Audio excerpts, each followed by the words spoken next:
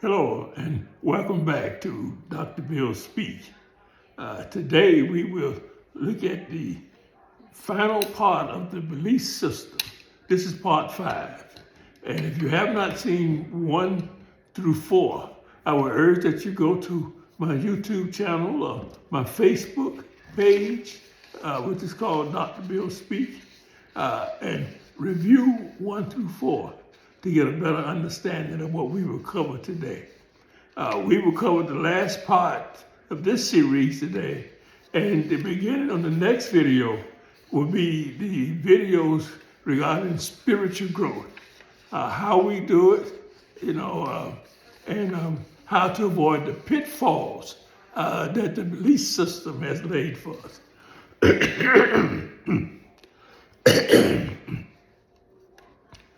We talked about how we build our belief system over the past 4 things, starting with coming from the womb and sucking as a means of communicating, development of words, and these words being symbolic, has no absolute existence on their own except from a system of language, and how the words bring to mind ideas, thoughts, places, things, which also is part of it's in the mind and are not the things themselves. So we have a world of things, places, people, and we also have a world in our minds that interprets people, places, and things based on how we see, and how we see is based on our belief system. So we're in a circular system, and it seems impossible to escape. So what we do is we give our loyalty to that system. That system has become our master. And I want to tell you today, and we'll talk more about this and next time, you cannot serve 2 masters. Okay? Jesus said that, not me. But first, let's go back and talk about the belief system as being part of our consciousness and our unconsciousness, individually and collectively. Just as we have an individual consciousness, we have a collective consciousness. Just as we have an individual unconsciousness, we have a collective unconsciousness. And what we're going to talk about today is the American system, how it came to be, not in details, but generally. We can, if we want to, do a series on how it came to be, given more historical facts. But now, today, I just want to do an overview to show you how the belief system comes together and how it creates the world that we live in, and the fact that we accept this world, as some truth when beliefs are not facts. Okay? So let's get started. In the American system, we have, first of all, Native Americans who lived here for centuries before white America came. Now, Francis Weldon Johnson had a theory, which is a very sound theory, saying that the people from the Caucasian Mountains were a minority of people. White people make up only 10% of the world's population, but they also are people who originated in a very cold climate. They originated where resources were very scarce. So for them, in order to survive and have comfort, they had to compete and fight for what they wanted or what they needed. Like if you're living in a place where food is scarce and a rabbit runs by, and there are 10 people seeing that rabbit, well, the winner gets the rabbit. So fighting for food, fighting for resources is very natural to people who live in a place of cold weather where there is scarcity of other lives, other means for survival and comfort. we had to we have to remember that our belief system is based on our desires and our needs and our purpose. See, at some point in the Caucasus Mountain, the purpose was just mere survival and finding a better way. So movement was a lot. And in the moving, say one tribe moving to another tribe in places of scarcity, there were wars and fights going on between tribes in order to be able to claim the resources. Now, when we look at European history, this is the history of Europe. They fought each other. You know, all of these are the descendants of those from the Caucasus Mountain. And who really believed that, hey, it's okay. You know, we're doing what we're supposed to do. We destroy and we fight and we conquer. Now, when we look at the world today speaks basically two languages in the northern in this hemisphere. That's English and Spanish. There's other languages, but basically wherever you go, there's going to be English or Spanish. And that was because of the wars between Spain and England, But the thing about wars is that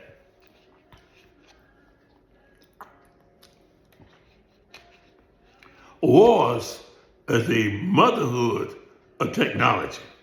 The competition, debate, fights,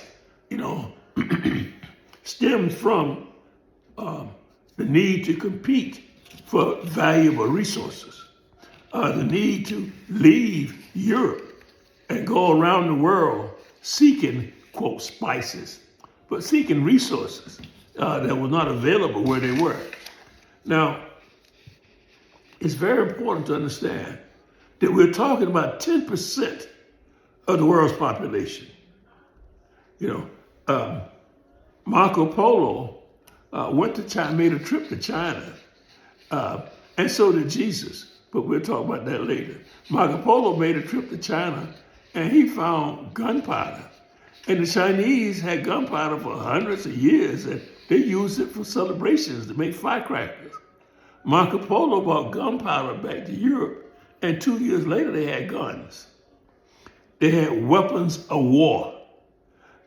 Prior to that, there were no weapons of war that can kill at a distance.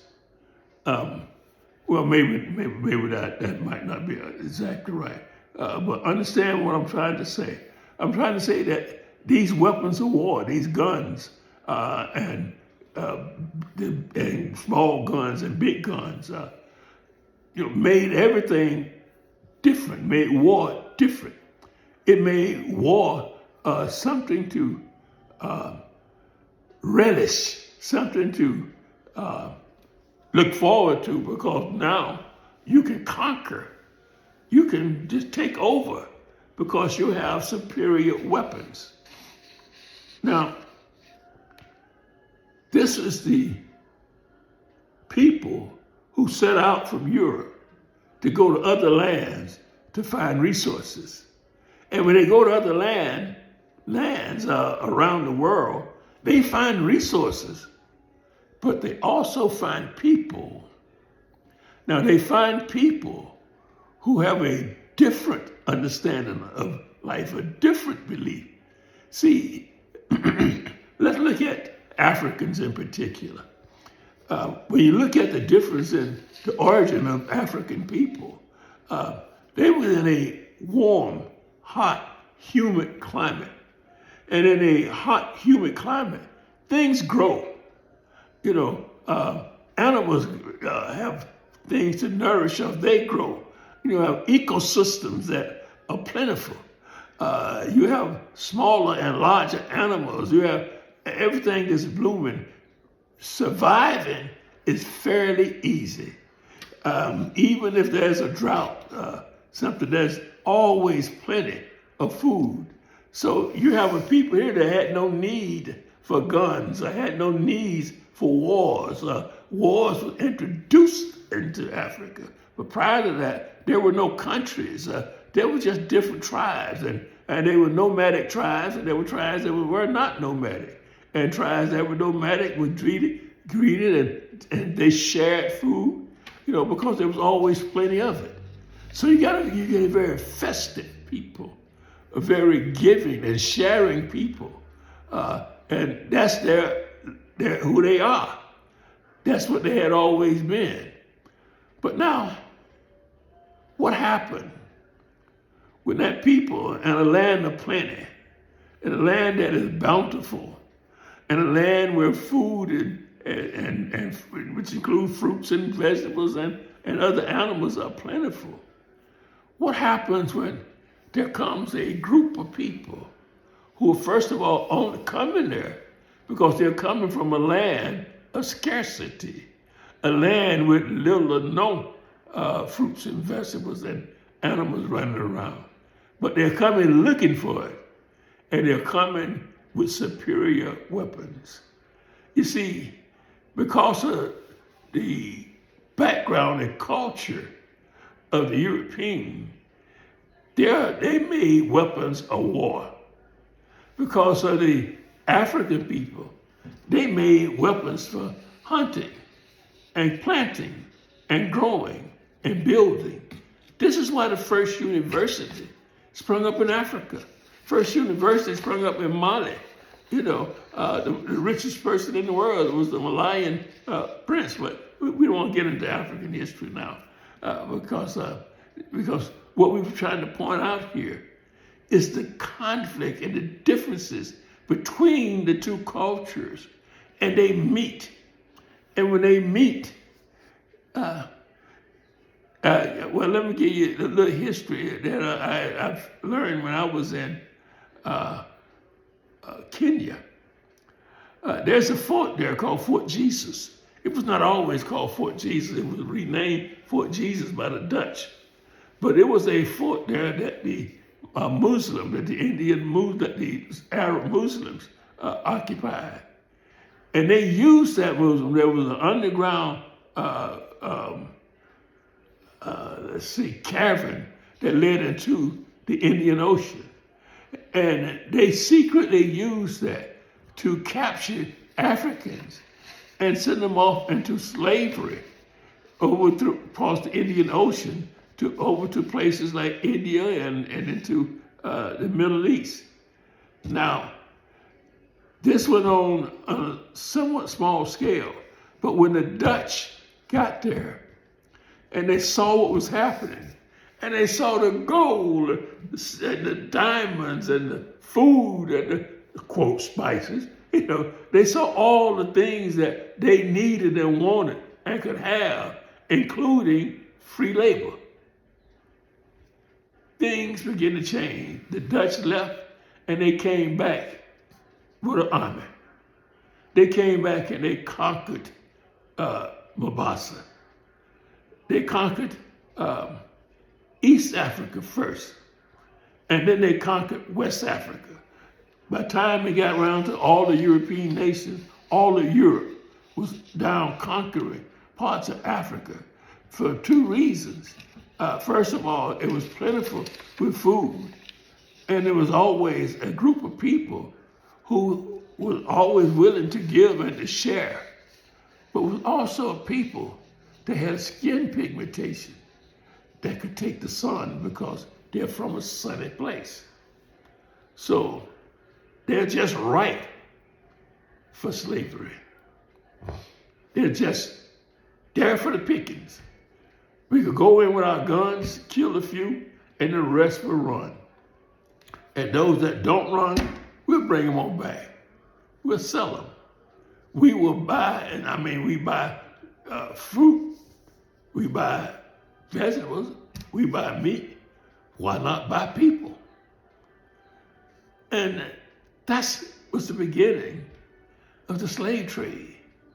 You got two totally different belief systems that had developed from eons, from centuries before, and had become so ingrained in the people's conscious and unconscious minds, individually and collectively, until in the places where there were wars all the time, there was winners and losers. You had the kings and queens and those who had acquired the most resources, most land, ruling over others. And this was their normative way of interacting in the world. This was who they were. In Africa, you had chiefs who ruled over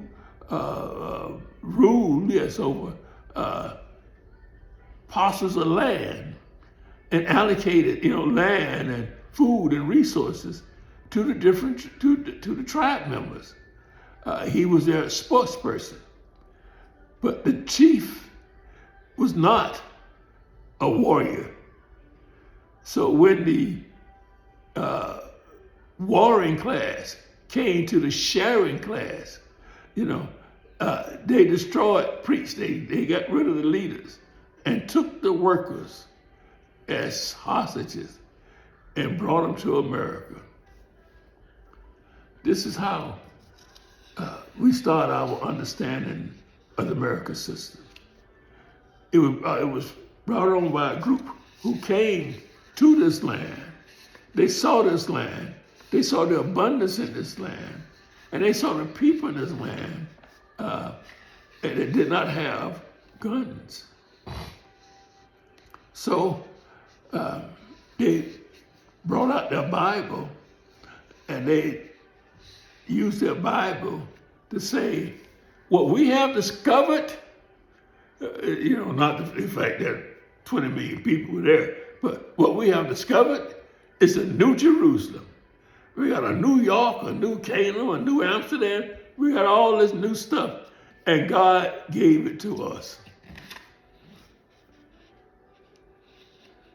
I don't know. I haven't seen God's will, and if God has a will, I'm pretty sure we have to wait till he's dead in order to distribute the spoil from the will. But they interpreted scripture to say that they were the promised people. This was the promised land, and they were the chosen people. So anybody on their land, it was okay to kill them and move them and take that land. And now that we have some people who skin pigmentation will allow them to work that land, to create wealth and riches, because our purpose is to become wealthy and rich. They enslaved the people, the sharing, the caring, and the giving people. They enslaved them, they beat them, they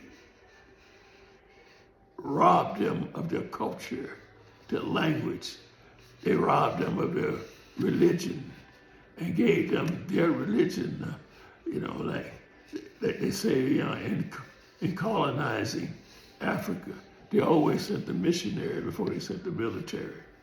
They try to soften the people so that there won't be not much response to the takeover of their system, of their food, and of their people, So we got these two warring classes where one has the superior weapons of war, and the other one has tools for hunting and carving and building. So once they get the slaves here, once they get the Africans here, they make slaves out of them. Because before that, the Africans were doctors and lawyers and builders, engineers. architects, but now they're being made into something that they're not. And the thing about the belief system, when you teach the belief system for a number of years, we've already discussed that it's not just conscious individually or unconscious individually, but become individual and collective, conscious and unconscious. So we got a group of people here who were taken from their culture, taken from their belief system, and brought into a culture that began to teach them a different belief system. And this belief system is teaching them that they are inferior to the people who captured them and brought them over. That they, that they are less than human, and if they want to survive, they had to be obedient. Here is what we call the development of Hans. I encountered Han in my research for a dissertation. And it came from a Korean concept. A Korean person telling me, as I was trying to teach them liberation theology, she told me, that sounds like Minzoon theology. I said, Minzoon? And she said, yeah, Minzoon. She said, those are the people who talk about the darkness of the soul, the dark heart of God, So I did research and I found out that the Korean people had been captured 105 times in their lives, and they had been enslaved, over and over. And as a result, they had people who just were hopeless, people who just could not believe that they could ever be anything other than slaves. And then I began to compare that to the children of Israel when they left Egypt. And at every stop, when something didn't go right, they were ready to go back to slavery rather than face the circumstances and become victors rather than victims. They could not overcome their Hans. This is why Moses had to go through the wilderness for generations, so that generation that came out of slavery would die off, and they would no longer be dominated by the thinking of Hans. You see, let me define Hans for you. See, Hans is what is frustrated hope, over a long period of time. They say it is the collapsed feeling of pain that contributes to psychosomatic illnesses. It is described as a deep feeling that arises out of unjust indignations. It is the wounded heart of both the suffering collective and individuals. It is also thought to be the wounded heart of God, because God suffers with us. Hans is both conscious and unconscious. It is individual and it's collective. Our belief system is promoted by all our institutions, and Hans is part of our belief system at every level, at every institution in America. This is how America was lost. You see, Hans, the structure of Hans is done through capitalism, through patriarchy, racial discrimination, and religiosity. These are the things that create the belief, the inescapable belief in hope that each person can be a person of dignity, a person of righteousness, a son of God. See, you cannot be a slave and a son of God, because our mentality won't allow it. You cannot teach. Also, the problem with Hans is not only does it affect black folk for generations, create a self-hatred, a black-on-black crime system, but they also create a white-on-white crime that we don't talk about, because I can't teach you to hate unless I hate. Whatever I teach, I also learn. So in teaching you that you're inferior, I'm also learning to be inferior. So I am learning that you are inferior, but subconsciously, I feel inferior. So I don't trust you. I can't let you enjoy the fruits of your labor. I can't let you become educated. I can't let you learn better because you may do better. And if you do better, you may do to me what I did to you. So we got systems here in America of white supremacy and a system of Hans interacting and has been there, interacting there since they first met on the shores of the African continent. And it is still the same dynamics operating now, just more complicated, more complex, and more technologically advanced.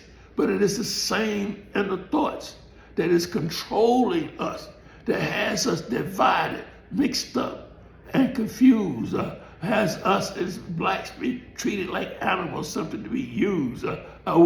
We are in a system that was created long before any of us today ever came into being, even before our races as they are today came into being. Because before that, there were no races. We as human beings are the only people who who live in this world today that have to pay to live. And because we have to pay to live, we're paying somebody. And we are kind of believe that this is what it's supposed to be. We actually believe that we are inferior, but we believe it unconsciously. But we act it out in our behavior as we hold our head down in the presence of those who are supposed to be superior. And those who are supposed to be superior act it out when they have to have guns to keep those who are inferior to them down and keep them in their place. So keeping them in their place is also an expression of fear. See, and not fear not to get out of place, it's also fear. The slave masters of John Lynch taught the slave masters that the way to control your slaves and keep them in slavery for 300 years after you free them is you get one who run away. You tie him to the arm, the legs to 4 different horses, and you beat the horses and let them, you call all the slaves out, let them watch as the horses pull that man apart, snatch off in 4 different directions. And then you take another one and you beat him almost to death, but you don't kill him. That's a waste of resources. And the woman who's watching that will deliver your next slave because she don't want the same thing to happen to her son. See, so her love for her son will keep him in line. She would teach him to obey so that won't happen to them. And even today, we still have to have that talk with our children because we're still in that same system, even though we think that we're free. We're not free till God says we are free. And I just stopped by here to tell you that this is not a godless system at all. America will be lost. America is lost, and it is lost in this system of belief in supremacy and inferiority, in this system of belief for haves and have-nots, in this system where only 1% of the world enjoy all of the world resources because now we have begun to export our violent ways to other places so that we can enjoy the benefit of resources that's not even on our land. We have, this system has become our master. Our belief system is mastering us. While we say that this is what we believe, well, no matter what you believe, this is not who we are.